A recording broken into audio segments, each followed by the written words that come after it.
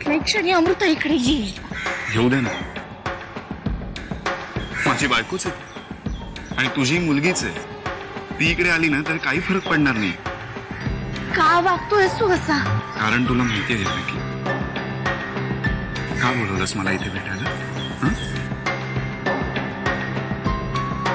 आठवण येत होती माझी.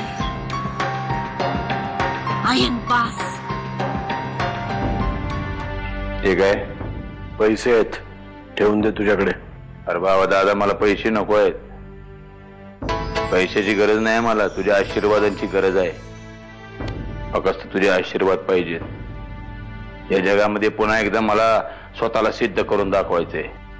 तू स्वतःला या आधीच सिद्ध केलंयस परशु. दाखवून दिलंयस जगाला. परशुराम किल्लेदार हे कुत्र्याचं शेपूट आहे. कुठल्याही नळीत घातलं तरी वाकडं ते वाकडच राहणार. हे ताई कुणाला फोन करते? अमृताला, पण ती उचलतच नाहीये फोन. अगं मग नंतर कर ना, काहीतरी महत्वाचं काम करत असेल. नाही तर मग तुझा नंबर पाहिल्यावरती परत फोन करेल. काय माहिती, तुला आला होता का रे तिचा काही फोन? नाही, मला नव्हता आलेला. का काही महत्वाचं काम आहे का तुझं? माझं नाही, तिचंच काहीतरी काम होतं. ऐका, दमलो. का? नाही म्हणजे कुठे गेला होतास एवढा दमायला? अगं जना काका बरोबर प्रेसवर गेलो होतो.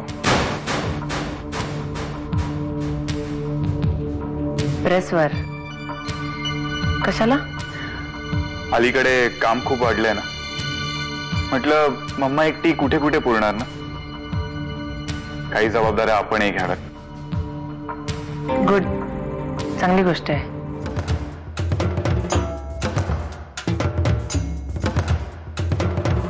मॅडम आदाब. माझं नाव परशुराम किल्लेदार. हो, तुम्ही सारखी सारखी ओळख काय करून देताय? तसंही अहिल्याकडून तुमच्याबद्दल बरंच काही ऐकलंय मी. म्हणूनच पुन्हा पुन्हा सांगायची वेळ आली माझ्यावर. पण अहिल्यादेवीने सांगितलं म्हणजे तुमचं माझ्याबद्दल नक्की वाईटच मत झालेलं असणार. तसं काहीही नाही. प्रत्येक माणसाला समजून घेतल्याशिवाय मी त्याच्याबद्दल मत तयार नाही करत.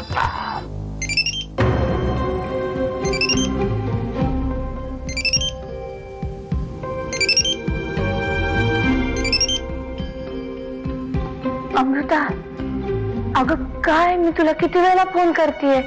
कुठे होतीस तू आणि आज आली का नाहीस? सॉरी, मी एका महत्वाच्या कामात अडकले म्हणून नाही येत आलं. अमृता, काळजी वाटत राहते ग. आता किती वेळा सॉरी म्हणू? सांगितलं ना, एका महत्वाच्या कामात अडकले होते. बरं, ते जाऊ दे. काय बोलायचं होतं ते तरी सांग.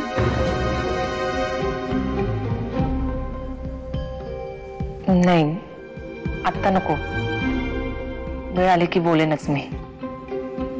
बरं ठेवू, जरा घाईत आहे. हा, बसा बसा पुरंदरे, बसा. अच्छा, या मीटिंगची एवढी घाई का केलीत? साहेब, बाहेर वातावरण फार तापलंय. पुरंदरे, वातावरण तापलंय असं पण त्याच वेळी म्हणू शकतो ज्यावेळी या वातावरणाचे चटके बसून पाथरकर मंत्रीपदाच्या शर्यतीतून बाहेर पडतील. तो कसली माघार घेतोय बघा. पण बरं वाटलं तुम्हाला एवढ्या दिवसानंतर आमची आठवण आली. मला वाटलं होतं विसरलात का काय आम्हाला. अहो, असं काय म्हणताय साहेब? त्या दिवशी वहिनी साहेब भेटले होते, त्यांनी निरोप नाही दिला तुम्हाला? ती कुठे भेटली तुम्हाला? त्या दिवशी मला त्या शालिमार हॉटेलच्या इथे भेटले होते. शालिमार हॉटेल?